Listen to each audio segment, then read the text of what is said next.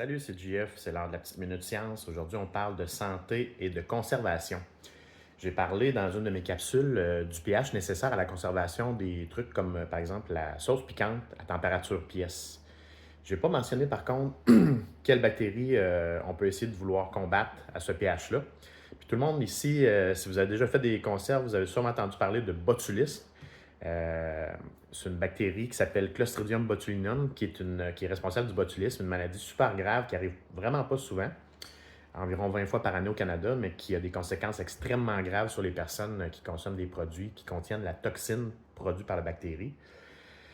Quand on veut faire des conserves, le pH est super important. Donc, on parle d'un pH de 4,6, 4,5 environ. Il faut être plus bas que ça, donc plus acide pour protéger nos aliments.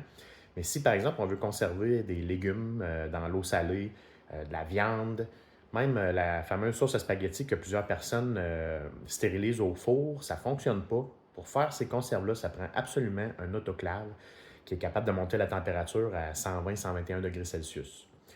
Pourquoi? C'est parce que la bactérie, elle va être tuée par la chaleur, mais c'est les spores qui permettent à la bactérie de revenir dans un produit quelconque, une fois qu'il est en dormance et qu'il est plus chaud. Il résiste à des températures supérieures à 100 degrés Celsius.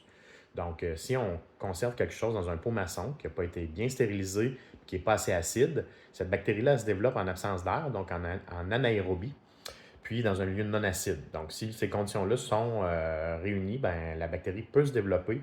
Ensuite, elle va se mettre à excréter des toxines qui, elles, à des doses très, très petites, sont neurotoxiques, puis ça peut aller jusqu'à la mort là, chez les humains.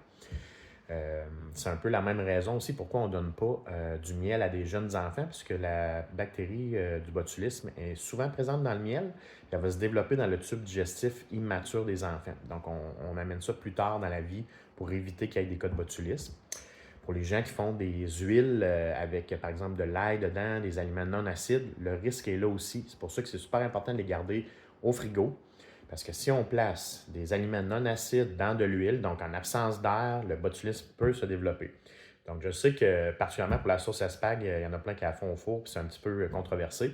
Mais moi, je dis, pourquoi ne pas utiliser la bonne technique quand on est au courant des risques pour éviter que ça nous arrive à nous, parce que le botulisme, c'est vraiment pas drôle. Vous irez voir les effets de ça sur Internet. Là. Je le recommande à personne. Donc, servons-nous de nos connaissances, de notre culture générale, puis stérilisons nos bocaux comme il faut pour rester en santé. Allez, salut!